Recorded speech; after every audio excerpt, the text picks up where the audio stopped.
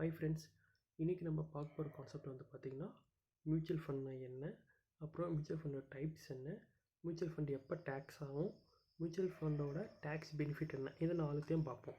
First mutual fund என்னென்னு பார்ப்போம்.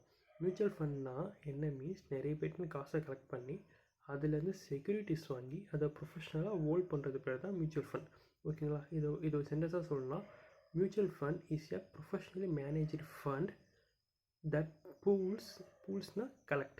that collects money from many investors to purchase securities. ஓகேவா?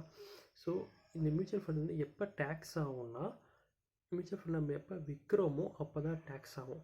So incident of taxation வந்து occurs only when mutual fund scheme are sold. எப்போ நம்ம விற்கிறோமோ அப்போ தான் மியூச்சுவல் ஃபண்ட் டேக்ஸ் ஆகும். மியூச்சுவல் ஃபண்ட் மொத்தமாக வந்து பார்த்தீங்கன்னா 2 டைப்ஸ் இருக்குது.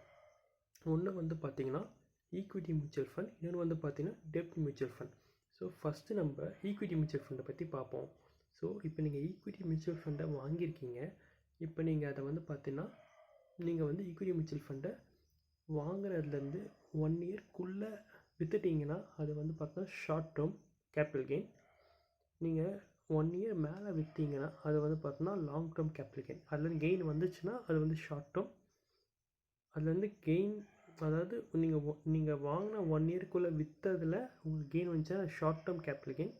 நீங்கள் வாங்கினதுலேருந்து 1 இயர் மேலே ஹோல்ட் பண்ணி அப்புறம் விற்கிறீங்க, அதில் உங்கள் ப்ராஃபிட் வருதுன்னா அது வந்து பார்த்தீங்கன்னா லாங் டேர்ம் கேபிட்டல் கெயின். ஓகேவா? ஸோ ஷார்ட் டேர்ம் வந்து பார்த்தீங்கன்னா 15% டேக்ஸபிள் ப்ளஸ் 4% செஸ். ஓகேங்களா? 15% ப்ளஸ் 4% செஸ் ஆல்டுகெதர் உங்களுக்கு வந்து பார்த்தீங்கன்னா 15.6% டேக்ஸபிள் ஆகும். எதுனா ஷார்ட் டேர்ம் கேபிட்டல் கெயினாக இருந்தால் ஈக்விட்டி. இதே உங்களுக்கு லாங் டேர்ம் கேபிட்டல் கெயினாக இருந்துச்சுன்னா உங்களுக்கான டேக்ஸ் ரேட் வந்து பார்த்தீங்கன்னா 10% டேக்ஸபிள் ப்ளஸ் 4% செஸ். உங்களுக்கு ஆல்டுகெதர் 10.4% டேக்ஸபிள் ஆகும். பட் லாங் டேர்ம்னா உங்களுக்கு என்ன பெனிஃபிட்னா, உங்களோட long term capital gain 1 lakh மேலே இருந்தால் மட்டுமே உங்களுக்கு டேக்ஸபிள் ஆகும். சப்போஸ் உங்களோட long term capital gain from the equity mutual fund வந்து பார்த்தீங்கன்னா 1 lakh தான் இருக்குது கெயின். ஓகேங்களா? கெயின் வந்து 1 lakh தான் இருக்குன்னா up to 1 lakh not taxable. So உங்களுக்கு அந்த 1 lakh வந்து பார்த்தீங்கன்னா எக்ஸம்ஷன் ஆகிடும். ஸோ அந்த 1 lakh மேலே போனால் தான் டேக்ஸ் கட்டுற மாதிரி வரும். 1 lakh இருந்தால் டேக்ஸ் கட்ட வேணாம். ஸோ இதில் இன்னொரு பெனிஃபிட் என்ன இருக்குது மீன்ஸ் டிவிடெண்ட். ஸோ உங்களுக்கு வந்து பார்த்தீங்கன்னா மியூச்சுவல் ஃபண்ட் கம்பெனி வந்து பார்த்தீங்கன்னா டிவிடெண்ட் தருவாங்க. ஸோ பட் அந்த டிவிடெண்டுக்கான டேக்ஸ் வந்து நீங்கள் கட்ட வேணாம். ஜென்ரலி வந்து பார்த்தீங்கன்னா டிவிடெண்ட் வந்து பார்த்தீங்கன்னா 10 lakhs மேலே போனால் இன்வெஸ்டார் வந்து டேக்ஸ் கட்டணும். ஓகேங்களா? 10 lakhs மேலே போனால். பட் இந்த மியூச்சுவல் ஃபண்டுக்கு எவ்வளோ இருந்தாலும் இன்வெஸ்டார் வந்து டேக்ஸ் கட்ட வேணாம். அதுக்கு பதிலாக வந்து பார்த்தீங்கன்னா மியூச்சுவல் ஃபண்ட் இஷ்யூ பண்ணுற கம்பெனி இருக்காங்கள்ல, அவங்க வந்து பார்த்தீங்கன்னா டேக்ஸ் கட்டணும். அது வந்து எவ்வளோ பர்சன்ட்னா 11.648% வந்து பார்த்தீங்கன்னா மியூச்சுவல் ஃபண்ட் இஷ்யூ பண்ணுற கம்பெனி வந்து டேக்ஸ் கட்டணும். நெக்ஸ்ட்டு வந்து பார்த்தீங்கன்னா டெப்ட் மியூச்சுவல் ஃபண்ட். ஓகேங்களா? ஸோ இந்த டெப்ட் மியூச்சுவல் ஃபண்ட் வந்து பார்த்திங்கன்னா நம்ம வாங்கினதுலேருந்து 3 இயர்ஸ்க்குள்ளே ஹோல்ட் பண்ணியிருந்தால் அது ஷார்ட் டேர்ம். 3 இயர்ஸ் மேலே ஹோல்ட் பண்ணால் அது லாங் டேர்ம். ஓகேங்களா? 3 இயர்ஸ்க்குள்ளே ஹோல்ட் பண்ணி அதை நம்ம விற்றுருந்தோம்னா அது ஷார்ட் டேர்ம் கேபிட்டல் கெயின் வந்துச்சுன்னா. சப்போஸ் நம்ம 3 இயர்ஸ் மேலே டெட் மியூச்சுவல் ஃபண்டை ஹோல்ட் பண்ணி அதுக்கப்புறம் விற்கிறோன்னா அது வந்து பார்த்தோன்னா லாங் டேர்ம் கேபிட்டல் கெயின். ஓகேவா? ஷார்ட் டேர்ம் கேபிட்டல் கெயின் வந்து உங்களோட நார்மல் இன்கமோட ஆட் ஆகி டேக்ஸபிள் ஆகும். whereas long term capital gain from debt mutual fund will be taxed at the rate of 20%. ஓகேங்களா? 20% taxable ஆகும். பட் உங்களுக்கு 20% taxable ஆனாலும் உங்களுக்கு வந்து பார்த்தீங்கன்னா இண்டெக்ஸேஷன் பெனிஃபிட் இருக்குது. ஓகேங்களா? டெப்ட் மியூச்சுவல் ஃபண்டில் உங்களுக்கு இண்டெக்ஸேஷன் பெனிஃபிட் இருக்குது. இதுலேருந்து உங்களுக்கு டெப்ட் மியூச்சுவல் ஃபண்ட்லேருந்து வர டிவிடெண்டுக்கும் நீங்கள் டேக்ஸ் கட்ட வேணாம்.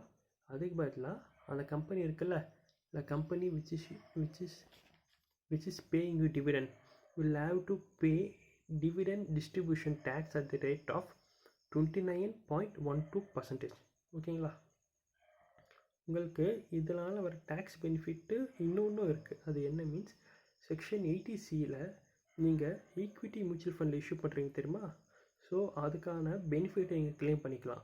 80Cயோட மேக்ஸிமம் லிமிட் வந்து பார்த்தீங்கன்னா 1.5 lakh. ஓகேங்களா? ஸோ அதனால் நீங்கள் வந்து பார்த்தீங்கன்னா மியூச்சுவல் ஃபண்டில் நீங்கள் இன்வெஸ்ட்மெண்ட் பண்ணியிருந்தீங்கன்னா நீங்கள் அதை வந்து பார்த்தீங்கன்னா 80Cலையும் கிளைம் பண்ணிக்கலாம். ஃபார் எக்ஸாம்பிள் நீங்கள் வந்து 1.5 lakhs வந்து பார்த்தீங்கன்னா மியூச்சுவல் ஃபண்டில் இஷ்யூ பண்ணி மியூச்சுவல் ஃபண்டில் இன்வெஸ்ட்மெண்ட் பண்ணியிருக்கீங்க. பண்ணியிருந்தீங்கன்னா நீங்கள் அந்த இன்வெஸ்ட்மெண்ட்டை வந்து ETCயில் க்ளைம் பண்ணுவீங்க. சப்போஸ் நீங்கள் வந்து பார்த்தீங்கன்னா 30% ஸ்லாப் ரேட்டில் இருக்கீங்கன்னா, ஓகே, 30% ஸ்லாப் ரேட்டில் இருக்கீங்கன்னா நீங்கள் 1.5 lakhs க்ளைம் பண்ணும்போது 30% டேக்ஸ் வந்து கம்மியாகுது. இட் மீன்ஸ் நீங்கள் வந்து பார்த்தீங்கன்னா 45,000 வந்து கம் பண்ணுறீங்க, ப்ளஸ் 4% இஸ் 1,800. ஸோ ஆல்டுகெதர் நீங்கள் வந்து பார்த்தீங்கன்னா 46,800 ருபீஸ் உங்களால் வந்து பார்த்தீங்கன்னா டேக்ஸ் சேவிங் பண்ண முடியும். ஓகே, ஸோ இவ்வளோ தான் வந்து பார்த்தீங்கன்னா மியூச்சுவல் ஃபண்ட். Okay, thank you.